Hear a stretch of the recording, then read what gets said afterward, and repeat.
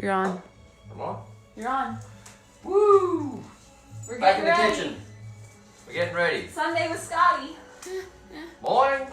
Silly afternoon. Anyway, so what have we got going on? We got anybody out there? Well, we just started. Come on. Wait, I'm not ready. What do you mean you're not ready? Get ready.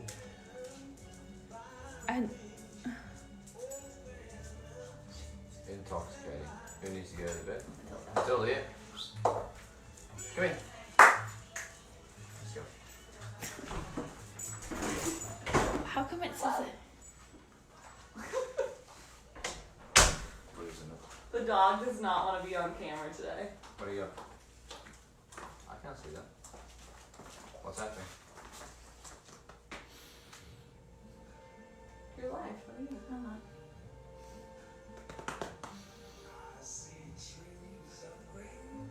Is Facebook live? Yeah. Oh, I can see everything. Here, try to. Amy, can you get off Instagram on your computer just for a second?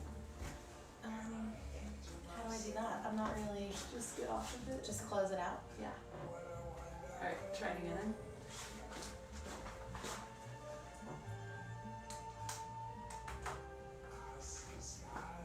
I don't know. Turn off your Wi-Fi, maybe. Are you on Wi-Fi? Yeah. Good. Tech queen. Unplug it, plug it back in. Is the power on? Is the power on? Okay. Alright. Here we go. Just scroll down. More people in my kitchen in my lifetime. Are we live? We're live. Alright, excellent. Alright, so today we're going to do French press, Bowden French press, 8 cup, and we're going to work on some espresso. See if we can I'll work on some feedback from yesterday and keep this a little bit shorter, a little bit more concise, stop me from waffling on. Where do you go? Give me your phone. Please. So, while we get ourselves organised. But anyway, we're going to be doing French press and espresso, like I said, and it's the same as yesterday. For those who didn't tune in yesterday, you know, coffee is 98% water, and you know, we need to make sure that we have good quality water, and use fresh ground beans. So, good? No, it's okay. Just What? Instagram is having technical difficulties, but Facebook is fine.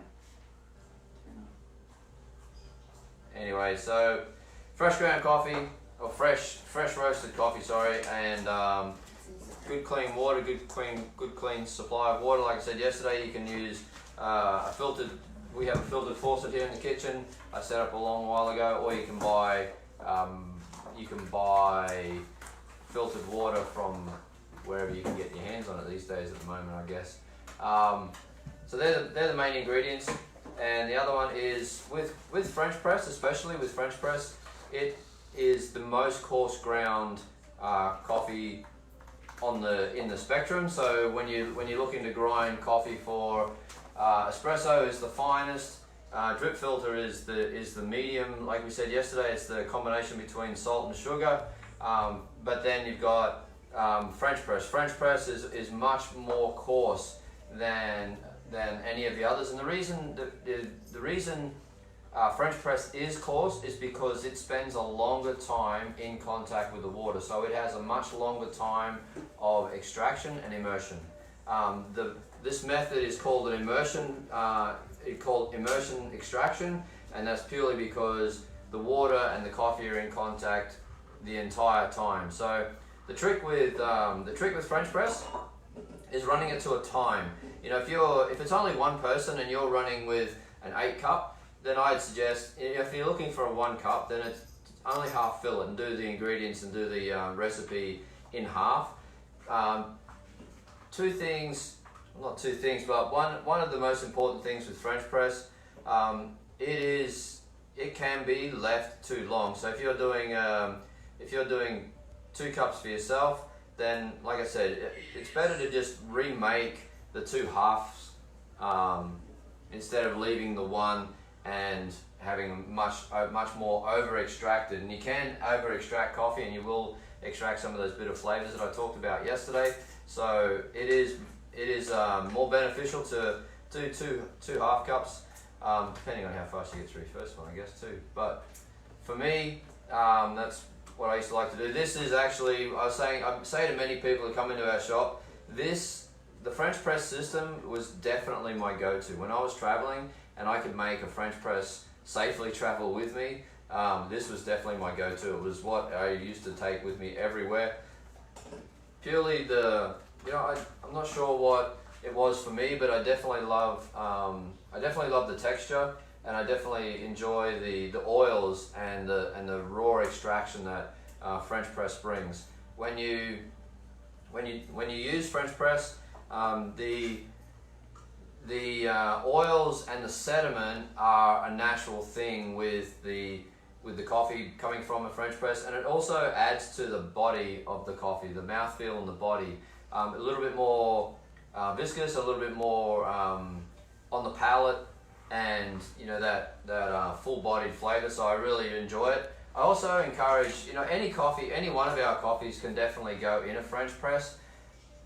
Although I do recommend the heavier coffee. So most of everything that comes from Indonesia, so the barley, you've got the barley Blue Moon. Today we're brewing the Papua New Guinea, Timor's from over that way, and Sumatra. All of those coffees do exceptionally well with this brew method. And whenever I do a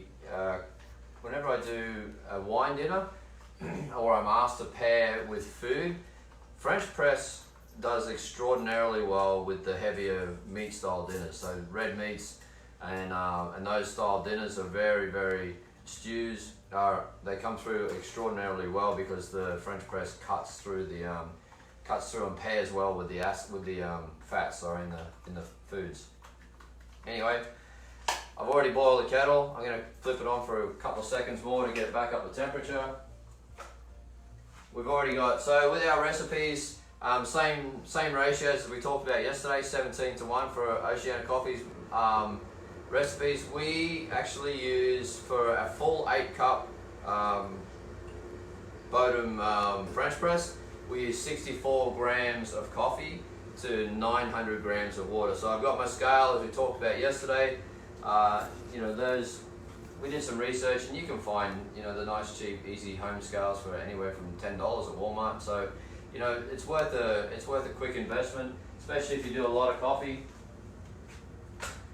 and you want that little bit more, and you want consistency, and that's what it's all about. For us, it's about that and consistency. Also, I did a quick experiment before we went live, and the little scoop that comes with the Bodum kit, both the Bodum French press and the little pour over we played around with yesterday, these hold between 7 and 8 grams. So as we talked about yesterday, for every 1 cup, one of these scoops is ideal. So I've already done a measure out. I was playing with it here before, and so 8 scoops for an 8 cup French press is exactly what we need. So 64 grams. So I'm going to put the French press on, zero out my scale, and then I'll actually, you know what, why not use the scale? Why not use the little in conjunction? So nice level, just make sure they tap them out so they're level. And we'll quickly throw these in there. Hopefully you guys are counting for me, because I'll lose count.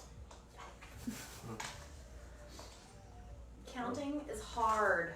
Yeah, was it up to then? 4, hopefully that's 5. Too many other things going on in my brain. Math and coffee. This is not a drill. This is not a drill. It makes you do more stupid things faster, that's all. Look at that. So 8, and I've pretty much got a little bit there to spare. So there you go, 8 scoops, 64 grams. You can see it on the scale. And then what we'll do is we'll zero out our scale again, and with our with our, scratch my nose, Don't touch your face. yeah, I know, coronavirus, all that BS. Alright, so, that's me, let it go. Hot water's up to 200 degrees. We're going to run with 900 grams of water. The trick here though is to constantly agitate. When you're working with a French press, it's going to be immersed anyway. So you might as well keep the agitation and keep the stirring. You want to get all of the grounds in contact with all the water. So that's one of the key parts of this. So we'll lay it up. There's no specific way to do it. Get a good wetting down of the grounds initially. Make sure you get as many. I do a half a pour first, and then I make sure, because what happens is, you can see here, what happens is the grounds cause that air bubble and they don't get in contact with all the water. So we'll give it a bit of a stir.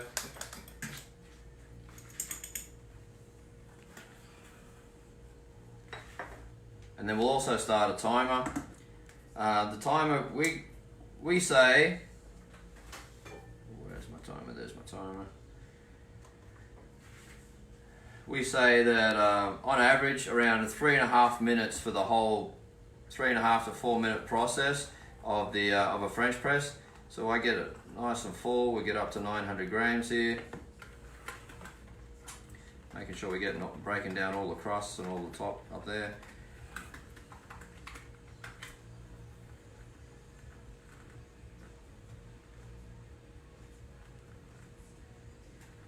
Alright, so there's 900 grams, and you can see it's right up to the band at the very top. It's another good indicator, so you can fill up to the band if you don't have a scale. So a couple of these little methods this morning, we're going to make sure 8 scoops of coarse ground coffee, and then up to the band with the water. And then what we'll do is we'll wait for this to start to settle down. You'll start to see the grounds falling away. But we'll speed this up a little and we'll give it a bit of a helping hand, and we'll break the crust at the top. It helps to help to start the grounds to fall. When you do a French press, all of the grounds end up in the bottom anyway, so we'll help them break away and start moving down to the bottom. So while that sits, we had a question. So for someone that's used to using more of the pour over paper filter style, why would they be more inclined to try a French press? What are some of the taste and differences that they're going to get out of the French press? Like I said, mostly you get a more viscous, you'll get a much more viscous coffee. You'll definitely get to experience more of the oils and more of the sediment style within French press. And it's personal. It really is personal choice and personal types and flavors that you're looking for. Sometimes if you like a really nice, clean, crispy cup, then pour overs are your thing. If you want to experiment a little bit more and you want to try different flavor profiles and different coffees, then why not try anything? It's kind of. I think it's also important to mention too, when you're at home making coffee, if you're making coffee for multiple people at once, the French press is a great slow brew method because you have the ability to make more than 1 cup at a time, versus something like the Hario pour over that we looked at yesterday, only allowing you to make maybe like 1 or 2 cups at a time. So we're roughly on the 3 minute mark, and so I'm going to slowly begin to start plunging this down. There was a question? I was just going to ask about, that says it's an 8-cup French press. Right. Are you going to get 8 cups out of that? Never. Well, depends on the size of the cups, doesn't it really? I mean, I know here for me, it's a great question though, but it's not, the 8 cup isn't true. It's, how do they measure it? And we've found within the industry, so there's lots and lots of things. You see on the side of the brewer we used yesterday, it says, what would it say, 8 cups. This calls itself, 32 ounces. this tells us that it's 8 cups. And so depending on who the manufacturer is and where they're from, it all depends on what their measure of a cup size is. We go everywhere from 4 ounces to 8 ounces, and knowing that you walk into a regular home like ours and you grab a coffee mug, this is 11 ounces.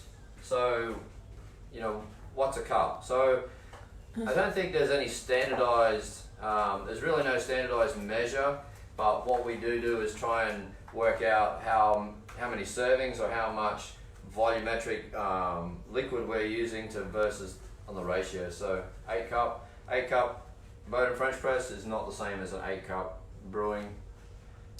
But whatever method you're using will always have the fluid ounces on the box. So for example, this 8 cup French press is 32 ounces. So you'll always be able to revert back to ounces if you need to.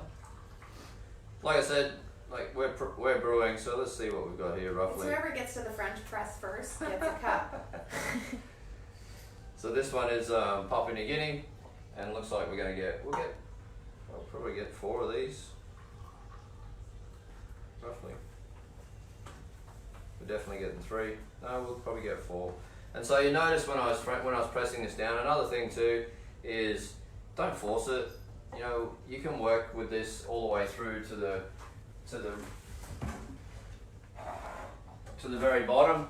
And what I was doing was I was pushing until I felt resistance, and then lifting it up just a slight bit, and then pushing it back down again. That helps the agitation, it helps the grounds, and you can see on the top of these cups there is a little bit of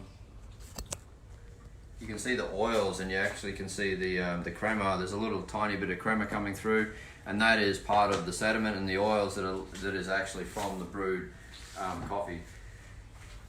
Like I said, and it was a great question. You know, I like moving it around. I like trying different methods. I'm always experimenting with what we're doing, in whether it's espresso, whether it's French press, and how I'm drinking my coffee. I often use a siphon. I went through a stage there where I was making my coffee every morning using the siphon, and you know, it's a great method.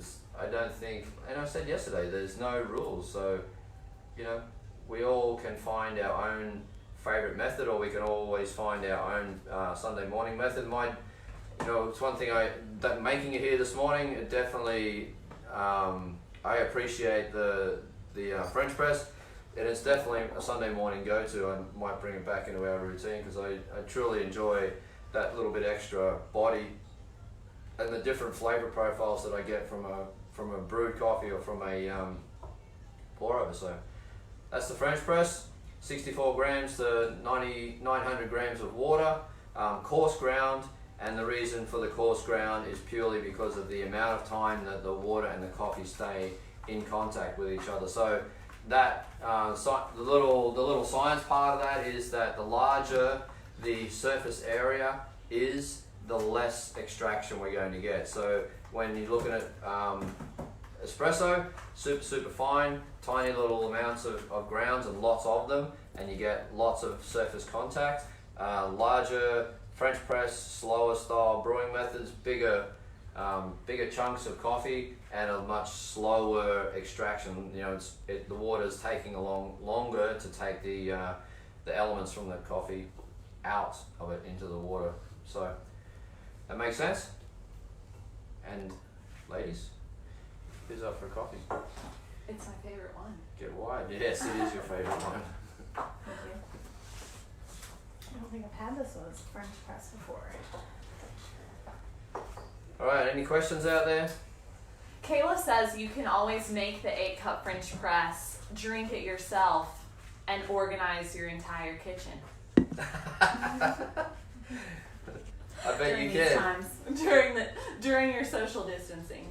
All 8 cups to yourself. Great suggestion. You can do it so much faster. At the end of 2 cups, full extraction from so that was Papua New Guinea. Where else are we today? So, next, espresso. Everybody, you know, we have the luxury and the ability to serve you guys amazing espresso. I've done a lot of work with espresso. I really enjoy it. We compete a lot with espresso and espresso blends. I've tried every single one of our coffees as an espresso. Some, you know, that's why we say what we say on the fronts of the bags. There are suggestions of what we believe some of the coffees should and should not be involved with in brew methods. And the reason we say that is, one, because we're dealing with everybody. and everybody doesn't have the same taste and flavor profiles. So we give a suggested method purely on general consensus. There are, and even, like I said, every one of these coffees I have roasted have been through an espresso machine at some point in their life, and some of them are absolutely amazing and some of them aren't as good, and they're better used in different methods. So they're just suggestions on the front of the bag, and you know, each to their own. Every one of us, like I said yesterday also, that every one of us has a different flavor, you know, a different palate operation and different experiences with food in our life, and yeah, they can all go through espresso if you dare. Over here we've got a brand new machine to market. It's probably, 6 months into the market, I guess. Marketplace, little home espresso machine. Fantastic little machine. We've been playing with this now since before Christmas. Since before Christmas, so coming up on 5 months. We were introduced to these. We've been working with these. I've been working with these guys on a technical side of things and a technical aspect. And the machine is from Calphalon. This machine is also over in Australia under a different brand name. So the Australian home market is very, very strong in espresso. It is called the Calphalon Temp IQ onboard with the onboard grinder. So this is the step up from most of them. It does everything. It does everything as a regular espresso machine. It has the thing we like the most, or I like the most about this, is that it has a 58mm group basket, which is really unusual for the home espresso machine. Generally, you'll find they're around the 40mm mark. I'm trying to find the other one we had here. Doesn't matter. Anyway, the group basket and the size of the group basket and why it matters for two reasons. One, a commercial tamp fits right in there really, really, really nice. Like you're using the exact same tamps that we're using at the shop, and it's easy to get your hands on really good quality. These two, I've been thankful enough, they're from Reg Barber. Shout out to Reg, he makes the most amazing tamps in the country, and one of these was gifted for me for the Golden Bean, being the head judge of the Golden Bean, and the other one was gifted from my father-in-law for having coffee at home. So anyway, 58mm. The reason it's good is that it has a much broader bed for extraction, for much more even extraction. So 58mm is a great size, and it's very easy to find parts. It's easy to find group baskets, laser cut group baskets, and all sorts of stuff if you really want to geek out with it. 58mm. This machine comes with four different group baskets attached to it. It gives you the regular size, regular style and size. So the regular group baskets are fully cut. You can see the screens all the way to the edges. All right, and that's 58mm, and that's a stock standard industry style group basket. That's what we're going to use today. That one's about we'll measure it off, but that's about an 18 gram basket on average there. These two guys, you'll find these in the home espresso machines, and here's the trick to these guys. These guys are around about the same volumetric size, so around about 18 grams basket and about a 9 gram basket over on the other side. The difference is, and if you can see that, there's a single outlet, single hole, and in between the group basket and the outlet, there's a tiny little air gap. And what these are for is to bring lifeless grocery store coffee to life. It is actually the reason, and it helps to bring in the air introduction and the emulsion into the brew and into the extraction of the coffee to make it have crema. So, in saying that, it's kind of, if you're using fresh ground coffee, you're using fresh roasted, and it's a great blend put together, and you're doing it correctly here at the machine, you will get a beautiful, nice foam layer that we call crema, and that's a great sign of good coffee and also a good sign of the freshness. So if you're at home and you've got one of these and your coffee is not throwing a crema, then switch over to the double wall, and it will definitely help you bring the coffee back to life.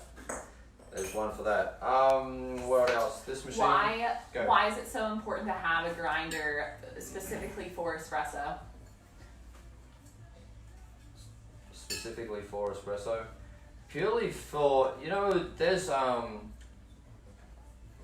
mechanically most grinders built for home don't get down to the fineness of espresso grinds. I know, you know, we showed you yesterday, we had the Baratza, we had the Baratza settee, and that was one of the reasons why I do like that grinder so much. It has the capability of getting down to a fineness of the grind for espresso. Lots and lots and lots of the other burr grinders are not built to come down to that fineness. And actually, when you get to espresso, 90% of the home style espresso grinders are not a burr grinder. They're not a conical burr grinder. They're more of a flat burr grinder. Even in industry, although some of the really good guys are using conical burr, but for the most part they're a flat burr grinder. But yeah, it's really just to get down to the fineness so you are getting the extraction that is required for espresso. So I haven't even played with this machine. We just pulled it out of the box. The box is right there. I haven't adjusted it, so we'll play around with this a little bit. We'll get we'll grind some grinds off here. We'll measure it off. I'm gonna actually cheat a little bit.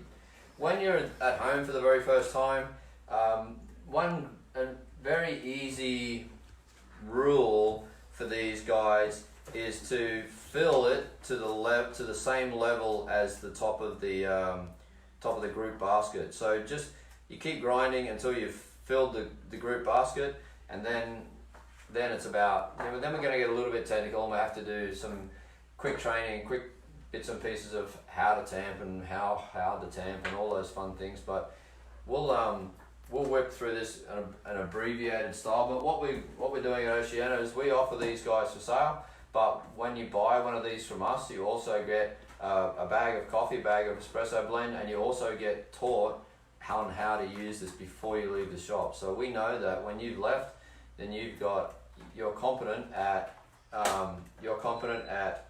using the machine, and you know you're going to be able to make yourself a great coffee at home, a great cappuccino first thing in the morning. So we'll get at it. With these guys, simply put the group handle. You can see that. Put the group handle in the machine. Push the handle down, and away the grinder goes. You know, this one, it does take a little bit of patience. The machine, you know, it's home built, so it's built for the home. So it's a matter of making sure that you just take your time, enjoy the experience. The aromas coming off this right now are really good. I think that's what got me into coffee, is that continual discovery of different aromas and different flavors and different tastes. So what I'm going to do is I'll pull that out there. You can see that it's pretty level. I'm going to just tidy it up. I'm actually going to check what I have on the grinds.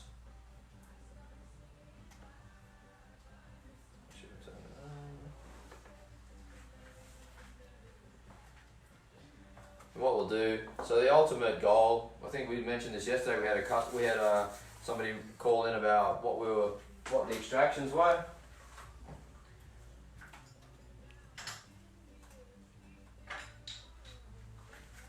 So a couple of little espresso cups, so we can see some extraction happening. So the idea of an espresso is a 2-to-1 ratio, so we're looking to get, you know, this is 18 grams, and we're looking to have a 36 gram extraction in liquid, and we want that to happen in around 25 to 28 seconds. You know, lots of people say 30, but for us, as long as we get the extraction weight, it's more important than it is the time. So it's a little bit of a balancing act, making sure that we get both as close as we can. Make sure your tamp head is dry and clean.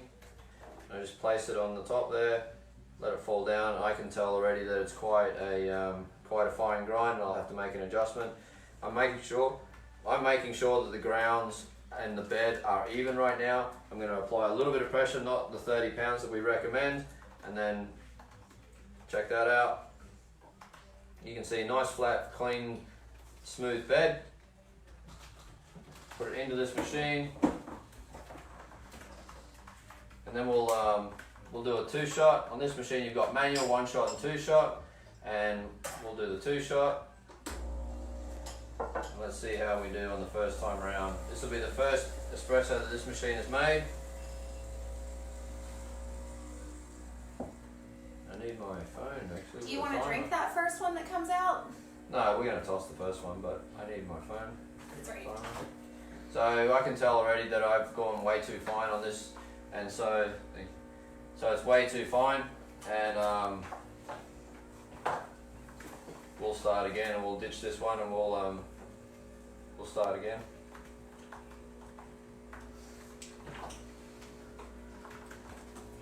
And this is normal. When you buy a new machine like this, you're going to end up using a little bit of coffee to calibrate your grinder, right?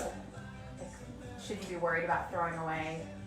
No, that's honestly, and that's some of the beauty of what we, some of the things that we're going to have, and we're going to teach people before they walk away with their machine from our shop, is that we're going to teach them, and we're going to help them calibrate the machine much quicker and waste less coffee. We'll actually supply our own coffee for them to use.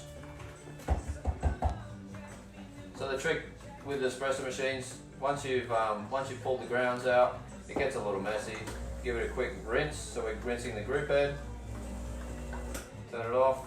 Wipe the group basket. Wipe it out. We'll try again. What we'll do is we'll go a little bit coarse, more coarse. And on this machine, it shows you actually on the markings around the edge of the bean hopper. Over here it says coarse, and it says faster extraction. Medium, I decided to set this on around medium, and then over on the side, on this other side, it says fine for slower extraction. So we want a little bit faster extraction. So I'm gonna move it about halfway between where I am right now and to the end. Just as an educated guess, we'll run to 24, 25 there somewhere. What we'll do is we'll grind off a little bit of this coffee. We'll grind off a little bit of this coffee.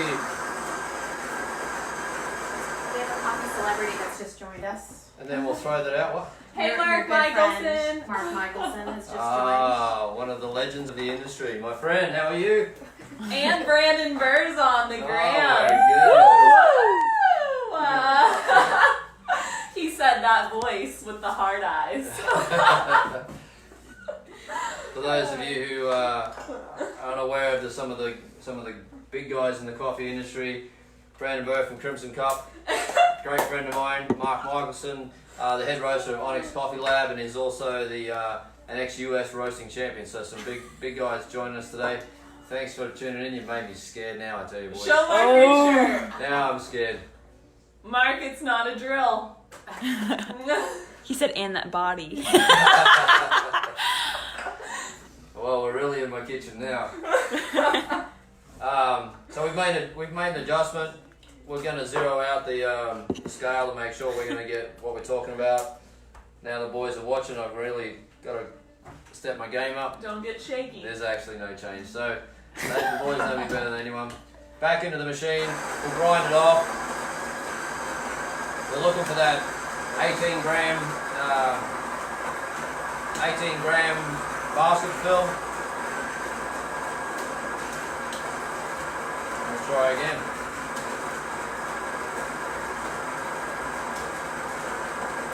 And like I said, we'll take you through all this. If you're buying one of these machines for the very first time, that's our part of what we do and part of who we are. There you go, 17 grams. We're here to help you guys get the best out of your coffee all of the time. Back in, I'm going to just get it at a gram.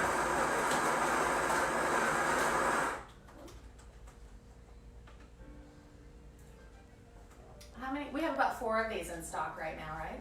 Mm-hmm. Yep.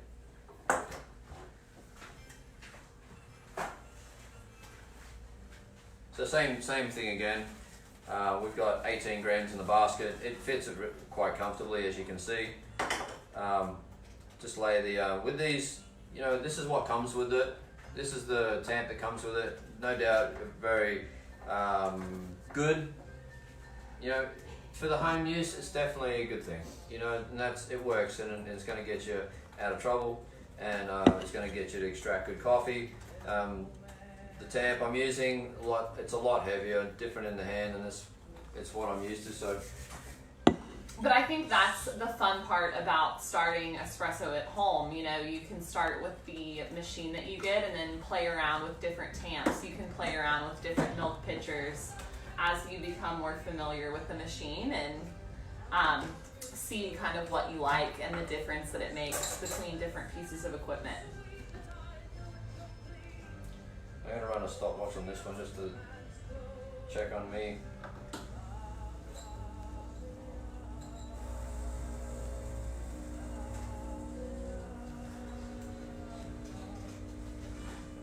So I'd say, just by looking at it, by experience, I think we're not too far away.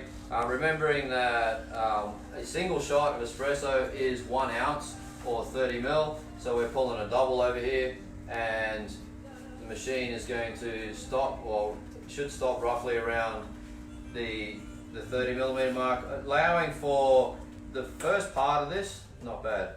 So the first part of this is crema, and our actual extraction time is just a shade over 30 seconds, so we're on target. I am going to just tweak it 1 or 2 notches and away we go. But as you can see, beautiful extractions, great crema, nice and thick, it's holding up well, and you know, I know it'll be a fairly decent shot. So that's what goes into the extraction of the shots and the shots themselves. And then what we can do is I'll set up another one, and we'll do a little latte, right? Cappuccino. We'll do a cappuccino with oat milk or with regular milk. Oh well. Let's do regular, okay. Actually, I'll do both. I'll do regular initially, just to show you the steaming capacity of this machine. How are we doing on time? We're good. Good. All right. So pull it out into the knockbox. Do you get a knockbox? Rounds. What's that? Do you get a knockbox? No, it's actually one thing you don't get with this one. But you know, we think, and I definitely suggest that Dream Farm is the one we have for home. You know, I don't like. I'm sharing with you guys. I don't back products, you know, unless I believe in them, and it's not for our benefit to pick a name or to, you know, to push forward anything. We work with these guys, and I'm helping them develop, and we believe in this machine. It's a great little home machine. But things like the knockbox, we found through experience that the plastic ones from Dream Farm last. Like, that's the only reason I've called out that brand, is purely because it's taken a beating for 8 years and it's still in great condition. And you know, versus some of the other ones, some of the metal ones, the rubber comes off the outside of the rods on them, and they break, and you know, they end up looking nasty. They're heavy, and this is easy in the kitchen. It's little. It's it works. It's a really cool little brand. Where's Dream Farm from? Australia? Down under, mate. Australia. Australia. Mark asked, "What machine is this?" Mark's asking. Yeah. It's the Go on. It's the Calphalon Temp IQ mark, and I pinned it up top in some of the comments if you want to go and check out the brand. Oh yeah, Vanna White. So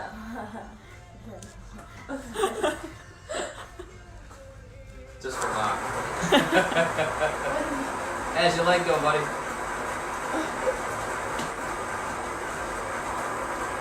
Actually, is Brandon still on?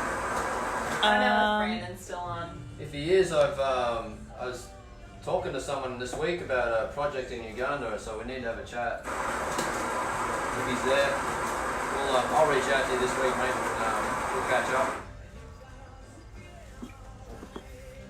But I know you've worked over there before, and I've been invited to be part of a new project in Uganda. Mark said nice legs.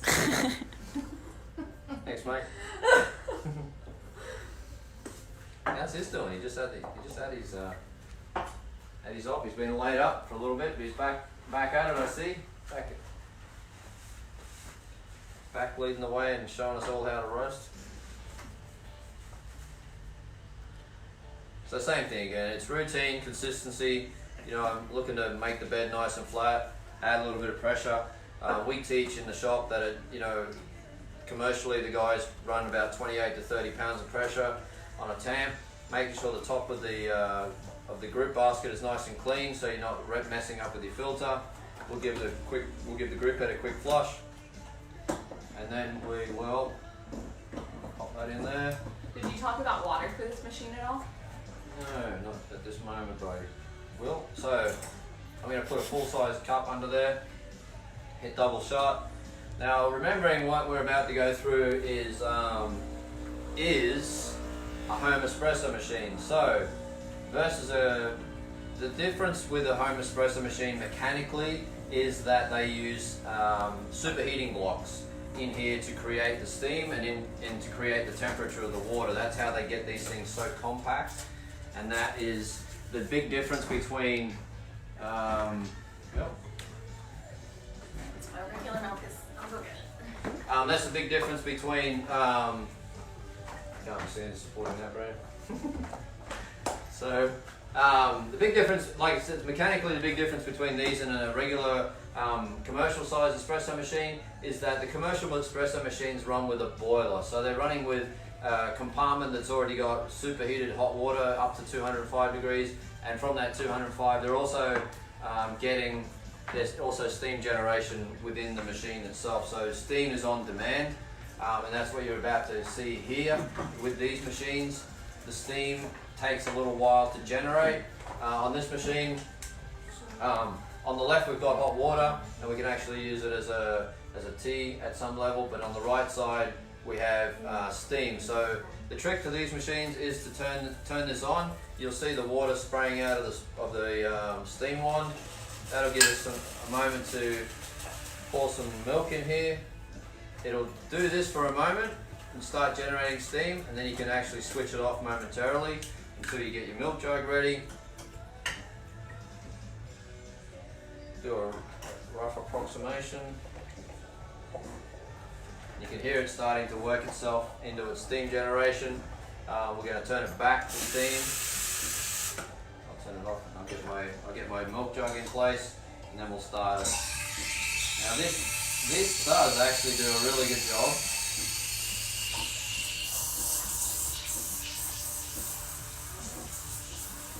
You'll hear it starting to continue to generate more steam, more temperature. And the idea, when you're steaming milk, there's a couple of things to be aware of. First of all, in the initial stages, you're wanting to add air into the milk, and you want to start the swirling action. Also, then we raise it up, and also remembering that milk, the correct temperature to steam milk is to 155. And that's where we turn it off. I'm going to do it by fingers because I've practiced this a few times. But the maximum temperature that milk should be extracted to is 164 degrees Fahrenheit. So I'm going to wipe that wand off, and we're going to purge it. Make sure we haven't got any excess in there. But what I can do is get one of the professionals to do some latte art over here, but I'm just going to hack at it at the moment. We'll see what I can do or cannot do, and make it pretty. Oh, good job for the roaster. So there you go. So look, that is, if you look in here as well, you know, we always teach our guys and teach everyone that the milk, when you're done steaming, it needs to look like wet paint. And so you can see the consistency, little micro bubbles.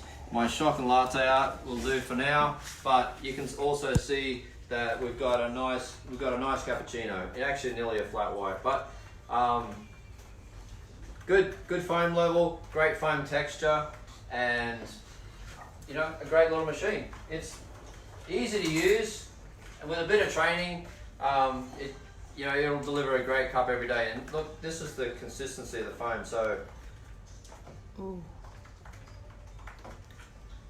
I went a little bit too far, but honestly, anybody watching?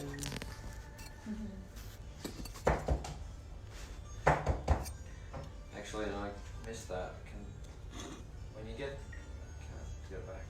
Anyway, one of the nice things when you do and when you have a good extraction and you have the puck is done well, it comes out of the group basket in one piece, and this one just did. I was a bit too quick to get rid of it and not show you guys, but if it's got the right grind fineness and the right pressure whilst tamping, the puck will actually come out as a single piece and it'll look like a puck, like a hockey puck. So,